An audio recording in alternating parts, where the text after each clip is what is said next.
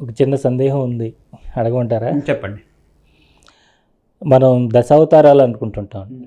రాక్షసుల్ని, లోకకంటకులైన రాక్షసుల్ని వీళ్ళందరూ సంహరించడానికి దశావతారాలు వచ్చినాయి.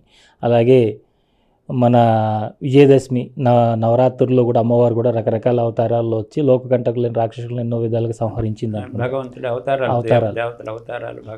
అవతారాలు ఉన్నాయి. కానీ ఈ దత్త అవతారం అనేది అసలు ఎందుకు దత్తాత్రేయుడు అవతారం తీసుకోవాల్సి వచ్చింది? ఈ దత్త అవతారం వెనకాల ఉన్నటువంటి రహస్యం ఏంటి? దీనికి ఎవరు తీసుకున్నారు? పూర్వపరాలు ఏంటని.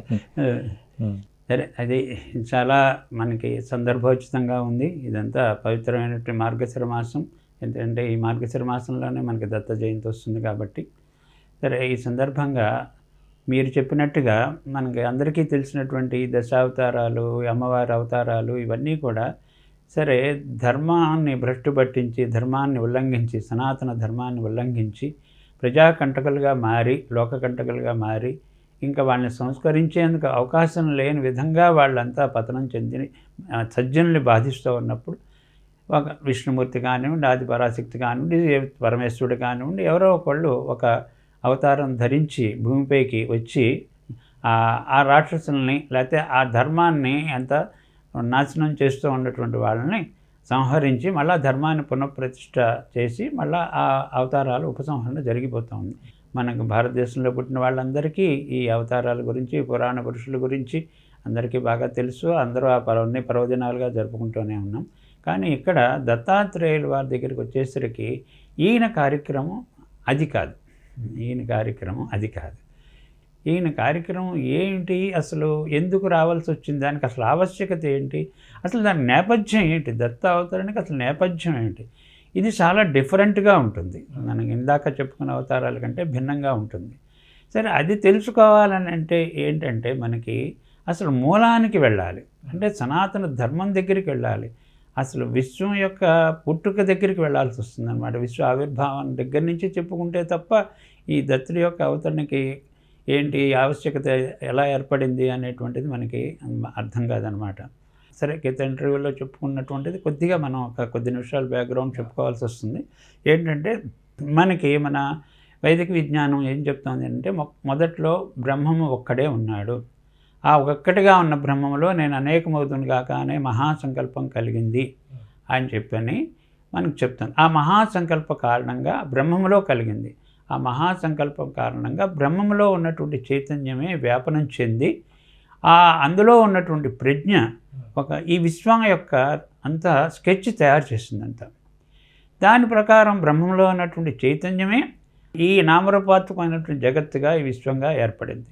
అంటే ఈ జగత్ అంతటికీ కూడా, విశ్వం అంతటికీ కూడా మూలమైనటువంటిది ఏంటంటే ఆ పరబ్రహ్మ చైతన్యము.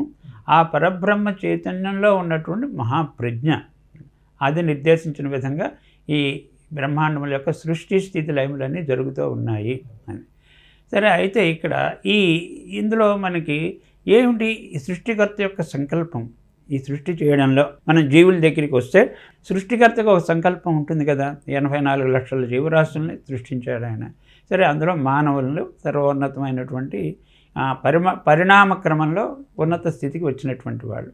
సరే, వాళ్ళకి ఏంటి అంటే ఈ ధర్మం అక్కడి నుంచి ప్రారంభమవుతుంది. ఏంటంటే ఒకే పరమాత్మ జీవులందరికీ ఆత్మగా ఉంటాడు కాబట్టి అందరికీ సుఖదుఖానుభవాలు ఒకే రకంగా ఉంటాయి. కాబట్టి ఎవరైనా మేము సుఖంగా ఉండాలనే కోరుకుంటారు, దుఃఖం రాకూడదనే కోరుకుంటారు. అయితే అందరూ సుఖంగా ఉండాలి, దుఃఖం లేకుండా ఉండాలంటే ఎప్పుడు సాధ్యం అవుతుంది అని అంటే ఒకే పరమాత్మ అందరికీ ఆత్మగా ఉన్నాడు అనేటువంటి భావాన్ని ప్రాతిపదికగా తీసుకోవాలి. అసలు మొత్తం సారమైనటువంటి విషయం ఉందా, అందులో తత్వరహస్యం అంతా అందులోనే ఉందన్నమాట. కాబట్టి ఒకే పరమాత్మ అందరికీ ఆత్మగా ఉన్నాడు కాబట్టి ఇలాంటి సుఖదుఖానుభవాలు ఒకే రకంగా ఉంటాయి. అందుకోసం ఏం చేయాలంటే మనం జీవులందరూ కూడా పరస్పర సహాయ సహకారాలను అందించుకుంటూ, ప్రేమాభిమానాలను పంచుకుంటూ, మనం అందరం కూడా ఒకే కుటుంబం, వసుదైక కుటుంబం, విశ్వ కుటుంబం అనే భావనతోటి సహజీవనం చేస్తూ ఉంటేనే అప్పుడు చక్కటి విశ్వ సమైక్యత, విశ్వశాంతి నెలకొంటాయి. అలాగే విశ్వధర్మం వర్ధిల్లుతుంది. ఇది సృష్టికర్త యొక్క సంకల్పం, జీవుల యొక్క కర్తవ్యం. సరే, ఇలా నడుస్తూ ఉంటే సృష్టి బాగానే ఉంటుంది. కానీ కాలక్రమేణా ఏం జరుగుతుంది అంటే ఈ మానవుల్లో, ఈ జీవుల్లో స్వార్థం బయలుదేరుతుంది. అందరి సంగతి మనకెందుకు, ముందు మన కుటుంబం, మన భార్య, మన పిల్లలు, వీళ్ళ బాగోగులు చూసుకుందాం, అవన్నీ పెట్టుకుంటే మనకెక్కడ ఇప్పుడు కుదురుతుంది, అసలు అవేం సాధ్యం కాదు ఈ కాలంలో. ఇలాంటి ఆలోచనటువంటి విపరీతమైనటువంటి ఆలోచన బయలుదేరి దానికి ప్రారంభం అన్నమాట. ధర్మాన్ని, సనాతన ధర్మం అన్నమాట. ఇందాక చెప్పిన సనాతన ధర్మం, అది విశ్వధర్మం, దాన్ని ఉల్లంఘిస్తున్నారు అన్నమాట. ఉల్లంఘించడం జరుగుతుంది. సరే, అది మొదట్లో చాలా చిన్న స్థాయిలో ఏదో ఒక కుటుంబానికి సంబంధించి ఉంటే పర్వాలేదు. కానీ అది క్రమక్రమంగా ఇంకా కరడు గట్టిపోయి అదంతా కూడా ఇంకా ఇతరుల్ని బాధించైనా మనం సుఖంగా ఉందామని చెప్పి, ఇతరుల్ని తొక్కేసైనా సరే మనం బాగుండాలనేటువంటి దానికి వచ్చి అందరి మీద స్వామిత్వం చలాయించాలని అలా బయలుదేరి, అందులో బలం, అధికారం ఉన్నటువంటి వాళ్ళు మరి రాక్షసుల్లా తయారయ్యి అందరూ నేను చెప్పిందే వినాలి, అందరూ నన్ను అనుసరించాలి, నా నామమే జపించాలనేటువంటి వాళ్ళు కూడా ఉన్నారు. అలా ఈ ధర్మాన్ని భ్రష్టు పట్టించి తల్లకిందులు చేసి సనాతన ధర్మాన్ని, విశ్వధర్మాన్ని అలా ఉల్లంఘించి సజ్జల్ని బాధిస్తూ ఉన్నప్పుడు, అప్పుడు మనం ఇప్పుడు ఇందాక చెప్పుకున్నటువంటి ఆ భగవంతుడు ఏదో ఒక రూపాన్ని తీసుకుని ధరించి, అంటే అప్పుడు ఆ ప్రాంతంలో ఎలాంటి రూపం ధరించి ఆ ధర్మకంటకులను నిర్జించాలి అనేటువంటిది ఒక ఆయన వ్యూహాన్ని అనుసరించి వచ్చి ఆ ధర్మాన్ని భ్రష్టు పట్టిస్తూ ఉన్నటువంటి వాళ్ళందరినీ సంహరించడం, మళ్ళీ ధర్మాన్ని పునఃప్రతిష్ఠ చేయడం జరుగుతూ ఉంటుంది. అది ఇంతవరకు మనకు అందరికీ క్లియర్గానే అందరికీ తెలిసినటువంటి విషయమే. అయితే ఇక్కడ ఏంటంటే బ్రహ్మదేవుడు కదా మొత్తం అంతా సృష్టి చేసినటువంటిది. ఈ బ్రహ్మదేవుడు ఆయన సృష్టికర్త కదా, అందరూ ఆయన బిడ్డలే, అందరూ బాగుండాలి, అందరూ శాంతి ఆనందాలు అనుభవిస్తూ ఉండాలి, అందరూ జ్ఞానవంతులుగా ఉండాలని కోరుకుంటాడు కదా. కానీ కొంతమంది ఇలా ధర్మాన్ని అంతా భ్రష్టు పట్టించి అలా వాళ్ళని సంహరించే పరిస్థితి తెచ్చుకుంటున్నారు. అంటే వాళ్ళు సంపూర్ణ వికాసం చెందకుండా, వికాసం అంటే ఏంటి లక్ష్యం, అందరిలోనూ ఒకే పరమాత్మ ఆత్మగా ఉన్నాడు అనేటువంటి దాన్ని నిజంగా మనం గుర్తించి నిరంతరం ఆ భావంతో మనం ఈ విశ్వంలో మనం వ్యవహరిస్తూ ఉంటే అది జీవిత లక్ష్యం, అది పరమానందం సృష్టికర్త కలిగిస్తుంది. కాబట్టి అలా సంపూర్ణ వికాసం చెందకుండా సంహరించే పరిస్థితి తెచ్చుకుంటున్నారే, అయ్యో వాళ్ళు కూడా నా బిడ్డలే కదా, వాళ్ళు అలా సంహరింపబడడం ఆయనకు బాధ కలిగిస్తుంది.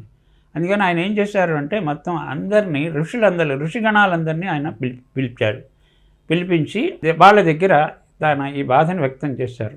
ఇలా సంపూర్ణ వికాసం చెందకుండా మధ్యలోనే వాళ్ళు ఇలా సంహరించే పరిస్థితి తెచ్చుకుంటున్నారు, ధర్మాన్ని ఉల్లంఘించి ధర్మానికి నాశనం చేయాలని చెప్పి తలపెట్టి, నాకు అది బాధ కలిగిస్తుంది. కాబట్టి అసలు వాళ్ళల్లో అధర్మ ప్రవృత్తి తలెత్తకుండా, దుర్మార్గం తలెత్తకుండా చూస్తే బాగుంటుంది కదా, దానికి ఏం చేయాలి?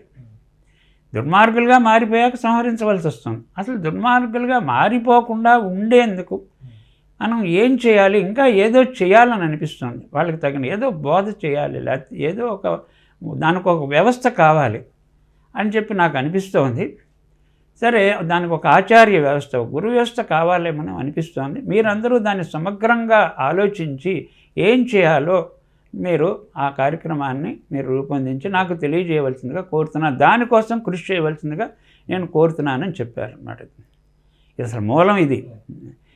సరే, అప్పుడు ఏంటంటే అందులో సరే సప్త ఋషులు ఉన్నారు, అనేక ఋషిగణాలు ఉన్నారు. వాళ్ళల్లో ఏంటంటే ఇప్పుడు మనకి ఈ సప్త ఋషుల్లో ఒకరు అత్రి మహర్షి. ఆయన బ్రహ్మమానస పుత్రుడు. ఆయన సరే, మళ్ళీ బ్రహ్మమానస పుత్రుడు అంటే ఏంటండి, నేను మళ్ళీ మనం ఎవరైనా అనిపిస్తుంది తెలుసుకుందామని.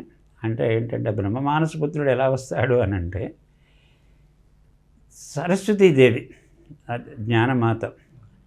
సరే, ఒకసారి బ్రహ్మగారు ధ్యానంలో ఉండిపోయి బ్రహ్మానందంలో వాళ్ళాడుతున్నాడు, బాహ్య పరిస్థితులు ఏం పట్టించుకోకుండా. అది జ్ఞానమాత అయినటువంటి సరస్వతీదేవి గమనించి, ఏమండి ఈ ఆనందాన్ని మీరొక్కళ్ళే అనుభవిస్తూ అలా ఉండిపోతే ఎలాగా? మీరు మనకి విశ్వంలో ఎంతోమంది జీవులకి ఆ ఆనందం ఎలా పొందాలో తెలియట్లేదు కదా, అజ్ఞానంలో అంతా మగ్గిపోతున్నారు కదా, అంతా ఆత్మ వినాశనాన్ని తెచ్చుకుంటున్నారు కదా, వాళ్ళు కూడా మీరు అనుభవించేటటువంటి ఆనందాన్ని వాళ్ళు కూడా పొందితే బాగుంటుంది కదా అని చెప్పి అని అంది ఆవిడ. అంటే బ్రహ్మగారు అప్పుడు ఏమన్నారు, అసలు నేనేం చేయాలో నాకు సూటిగా చెప్పు, అసలు ఏంటో నీ సంకల్పం అని అంటే, అప్పుడు ఆవిడ సరస్వతీమాత జ్ఞానమాత ఏం చెప్పిందంటే, మీలో ఉన్నటువంటి జ్ఞానాన్ని, ఆ జ్ఞానాన్ని చక్కగా సులభగ్రాహ్యంగా సరళ సుందరంగా అందించేటటువంటి వాక్శక్తి నాలో ఉంది. కాబట్టి మీలో ఉన్న జ్ఞానాన్ని, ఆ జ్ఞానాన్ని చక్కగా ప్రజలకి అందించేటటువంటి నాలో ఉన్నటువంటి వాక్శక్తిని రెండూ కలగలుపుకొని మీరు ఒక సృష్టిస్తే ఒక ఏంటంటే ఒక ఋషిని, లేకపోతే ఒక పుత్రుని, పుత్రుడే కదా అందరం వాళ్ళకి పుత్రులేమే కదా, ఒక పుత్రుణ్ణి, కుమారుణ్ణి సృష్టించి మీ దివ్య మానసం నుంచి సృష్టించి ఇస్తే బాగుంటుంది అని నా కోరిక అని చెప్పాను.